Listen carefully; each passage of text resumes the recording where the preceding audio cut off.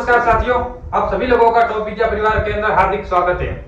आज की इस वीडियो के अंदर अपन देखेंगे सीईटी एग्जाम के बारे में। यानी राजस्थान के अंदर जो 12th लेवल पर सीईटी एग्जाम करवाई जाती है, यानी जो पात्रता हेतु जो परीक्षा करवाई जाती है, उस एग्जाम के बारे में देखेंगे कि क्या इसके अंदर सिलेबस रहेगा, क्या इसके लिए एग्जाम पैटर्न रहेगा और क्या इसके लिए एज लिमिट रहने वाली है। तो यहाँ पर अपन संपूर्ण एक ही वीडियो के अंदर पूरी जानकारी देखने वाले हैं। उससे पहले दो लाइनें बोलना चाहूंगा कि रख हौसला वो मंजर भी आएगा, कि रख हौसला वो मंजर भी आएगा, प्यासे के पास चलकर समंदर भी आएगा, कि रख हौसला वो मंजर भी आएगा, प्यासे के पास चलकर समंदर भी आएगा, थक कर ना बैठे मंजिल के मुसाफिर, मंजिल भी मिलेगी और मिलने का मजा भी आएगा। यानी यहाँ पर कहने का मतलब है आपको अपनी मंजिल प्राप्त करने के लिए लगातार प्रयास करना है, लगातार मेहनत करते रहना है, क्योंकि जीत उसी की होगी जो अपने मंजिल का पीछा नहीं छोड़ेगा, लगातार मेहनत करते रहेगा अपनी मंजिल प्राप्त करने के लिए, उसी की जीत यहाँ पर होने वाली है। यानी जो लड़ेगा नहीं वही जीतेगा नहीं, जो लड़ेगा अपने मंजिल के लिए उसकी जीत आज नहीं तो कल हमेशा उसकी जीत अवश्य उसकी जीत होने वाली है। तो यहाँ पर आपको अपने मंजिल के लिए प्रयास करना है, मेहनत करना है, संघर्ष करना है, परिस्थितियों से लड़ना है और जीत आपकी अवश्य होने वाली है। और जब आपकी मंजिल आपको मिलेगी उस दिन उसके साथ में आपको उसका जो मजा है वो भी साथ में मिलने वाला है। चलिए अब शुरू करते हैं सीईटी एग्जाम के बारे में। देखते हैं कि सीईटी एग्जाम का एग्जाम पैटर्न और सिलेबस क्या है इस बार। चलिए देखते हैं। यानी सीईटी का सबसे पहले अपन फुल फॉर्म देखेंगे। तो सीईटी की जो फुल फॉर्म है वो है कॉमन एलिजिबिलिटी टेस्ट। यानी यह एक पात्रता परीक्षा है। क्या है? पात्रता परीक्षा है।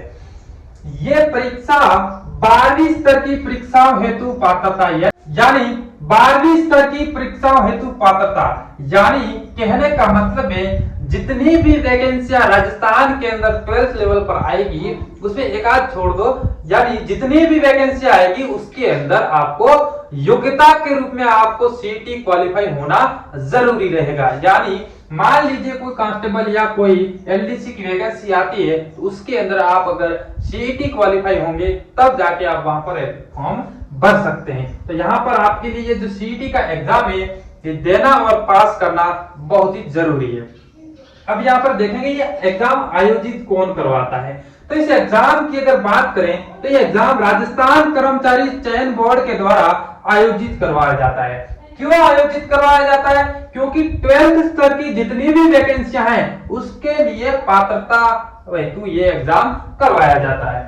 अब जब ये एग्जाम आप देते हैं, एग्जाम देने के बाद में मान लीजिए आप ये एग्जाम क्लियर कर दिया, तो इस एग्जाम को क्लियर करने के बाद में कितने साल तक आप 12th लेवल की जो वैकेंसी आएगी उसका फॉर्म भर सकते हैं। तो यानी कुल मिलाकर कहने का मतलब है जो इसकी वैधता है वो वैधता रहने वाली है 3 साल तक। यानी एक एग्जाम देने के बाद आप 3 साल तक किसी भी एग्जाम यानी 12th लेवल पर जो वैकेंसी आएगी उसका एग्जाम आप दे सकते हैं 3 साल तक।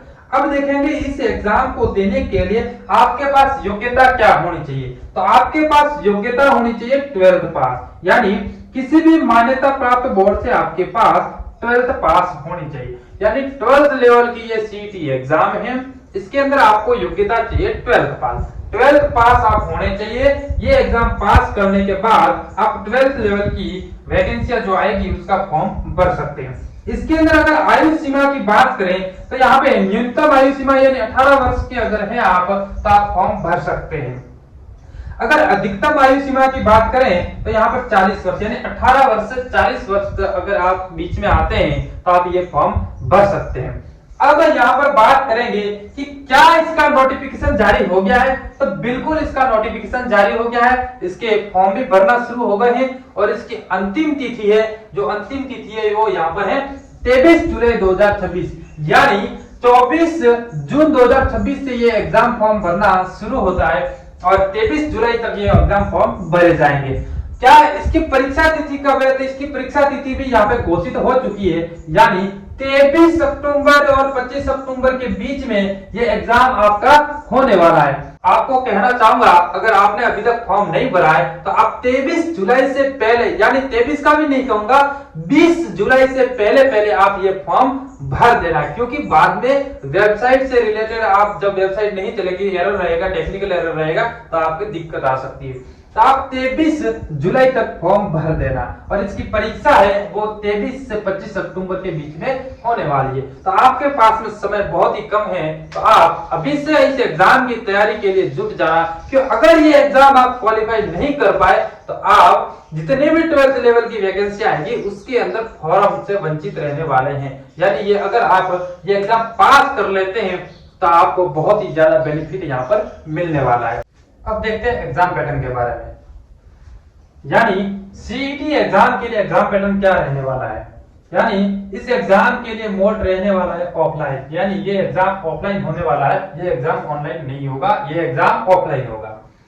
क्या ये इस एग्जाम का माध्यम क्या रहेगा? इस एग्जाम के लिए माध्यम रहेगा हिंदी और इंग्लिश, यानी आप ये एग्जाम हिंदी में भी दे सकते हैं, आप ये एग्जाम इंग्लिश मीडियम में भी दे सकते हैं। यहाँ पर मोड सिर्फ ऑफलाइन के अंदर आयोजित होगा, ये एग्जाम हिंदी और इंग्लिश दोनों के अंदर होगा।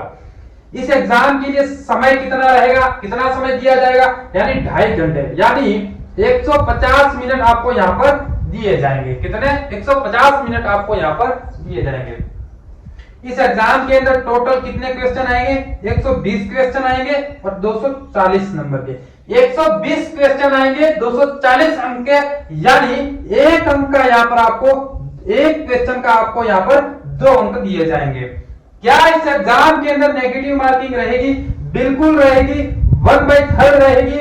0.66 कहने का मतलब है एक क्वेश्चन का आपको अगर 2 नंबर दिया जाता है तो वहीं पर अगर आप एक क्वेश्चन गलत करते हैं तो आपका 0.66 अंक काट दिया जाएगा। एक बार फिर, एक क्वेश्चन सही करने से आपको 2 अंक दिया जाएगा, वहीं पर अगर आप एक क्वेश्चन गलत करते हैं तो आपका 0.66 अंक काट दिया जाएगा। अब बात करते हैं इस एग्जाम के अंदर कितने % अंक लाएंगे तो हम क्वालिफाई माने जाएंगे। तो आपको 40% अंक लाना यहाँ पे जरूरी रहेगा, यानी 48 क्वेश्चन आपको यहाँ पर सही करने होंगे, 48 क्वेश्चन सही करने होंगे और 96 नंबर आपको यहाँ पर लाना जरूरी रहेगा, तब जाके आप ये एग्जाम क्वालिफाई माने जाएंगे। अगर आप SC ST कैटेगरी के अंदर आते हैं तो आपको 5% का आरक्षण मिलेगा, यानी 5% का आपको छूट मिलेगा। तो छूट मिलेगी तो यहाँ पर लगभग आप 35% लाना जरूरी है। यानी ये एग्जाम ऑफलाइन होगा, ये एग्जाम हिंदी और इंग्लिश दोनों मीडियम के अंदर होगा। इस एग्जाम के लिए समय मिलेगा 150 मिनट, यानी 2.5 घंटे। इस एग्जाम के अंदर 120 क्वेश्चन पूछे जाएंगे, 240 नंबर के, एक क्वेश्चन 2 नंबर का होगा और नेगेटिव मार्किंग रहेगी 1/3, यानी एक क्वेश्चन अगर सही करोगे तो 2 नंबर मिलेगा, अगर एक क्वेश्चन गलत करोगे तो 0.66 अंक काट दिया जाएगा। और इस एग्जाम को क्वालिफाई हेतु आपको 40% लाना जरूरी रहेगा, और अगर आप SC ST कैटेगरी के अंदर आते हैं तो आपको 5% की छूट मिलेगी, यानी 35% लाना यहाँ पे जरूरी हो। अब देखते हैं सिलेबस के बारे में, यानी सीटी एग्जाम के लिए क्या सिलेबस रहने वाला है। तो यहाँ पे आपको सबसे पहले सामान्य विज्ञान, यानी इस एग्जाम के लिए आपको सामान्य विज्ञान पढ़ना होगा। भारत का भूगोल, भारत की राज्य व्यवस्था, यानी भारत का भूगोल और राज्य व्यवस्था से रिलेटेड आपको सवाल देखने को मिलेंगे। यहाँ पर राजस्थान का जीके, राजस्थान का इतिहास हो गया, राजस्थान की अर्थव्यवस्था होगी, राजस्थान के राज्य व्यवस्था हो गई, राजस्थान का भूगोल हो गया, और राजस्थान की कला और संस्कृति हो गई, वो आपको इस एग्जाम के अंदर देखने को मिलेगा। अब यहाँ पर हिंदी और इंग्लिश से रिलेटेड सवाल आपको देखने को मिलेंगे, और रीजनिंग और गणित और कंप्यूटर, बेसिक कंप्यूटर।